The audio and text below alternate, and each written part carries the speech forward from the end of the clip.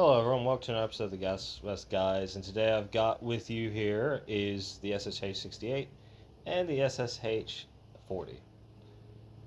Now, what I want to go into today is why are the Russians still using these helmets?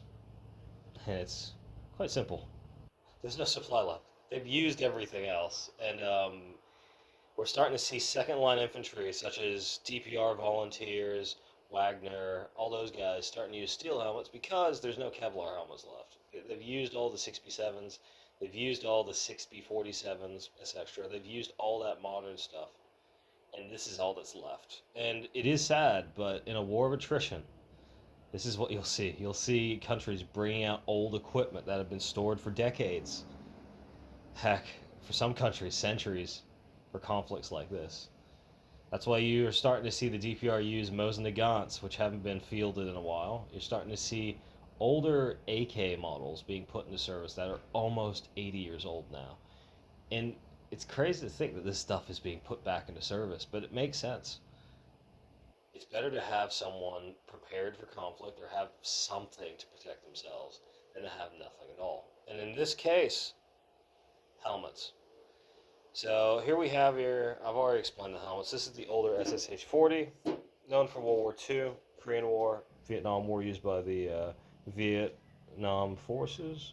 It's a very nice helmet, very basic. Looks similar to the M1 in shape and look, kind of, not exactly. This one was made in 1953. It's a size 2. And as you can see, I love how there's two different patterns here because when manufacturing, if you run out of one material, you just put it in the other. You got this weird com block pattern, leather, and then you have these two panels in leather right there, which is cool. And then you got a canvas strap. And to be honest, I like this helmet. It's a very nice design. It's actually quite comfortable, and it works for what it's needed to be, which is a shrapnel protecting helmet. It can protect you from pistol rounds. It is a bulletproof helmet to some bullets, but for rifle rounds, rifle will go straight through it. Over here we have the SSH-68, and this one was well known for the Afghan War. It is pretty neat. Let's look at the date on this. As you see, it's a massive size. This is a size 3, so very big. Size 3, dated 1985. Very cool. Very nice mask. Updated leather strap, so the Soviets had more to spend on it. Nice. And is there different patterns on these? It looks like there might be, might not too sure. But anyway, so that's why these helmets are in use currently today, and they're, they work. They'll protect you from shrapnel, they'll keep you safe from stuff you need to be safe from, but it is not the best helmet to be fielding at this time. It is a very antique helmet by this era. For example, this would be like if the U.S. military were still using M1s, and an M1 helmet would still do the job, but you got better things now. You got the old M88 or the PAG STs. I think I pronounced that correctly. And then you've got your Mitch helmets, which are now outdated. You've got your the ECH helmets. You've got a lot of extra stuff you could be issuing your troops instead of this. And for Russia, well, one, no one wants to trade with them except for a few countries. And another thing too is all they have are just shit tons of stockpiles, stockpiles of these helmets here.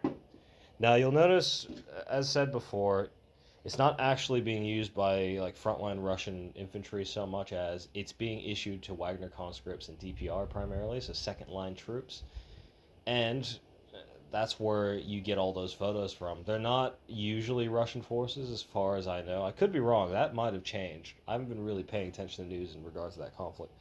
But look, everyone also forgets during at the very beginning of this conflict, the annexation of Crimea, we saw a lot of Ukrainians using both of these types of helmets for self-defense, and they did their job. But I'll tell you what, Ukraine, when that conflict started and when it kind of chilled out, it didn't really chill out. There was always issues with Crimea.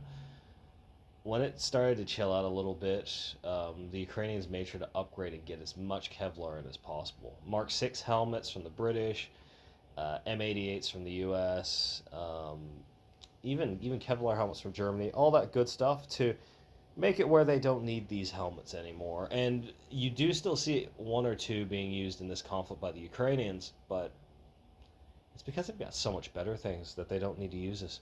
Russia, on the other hand, is cut off, and they don't have anywhere else to get their equipment from, and they're out of Kevlar helmets. They probably still have a few in stockpile somewhere, but for your second line troops, this is what you're given. And to be honest, for me, my opinion is, hey, it works. Use it.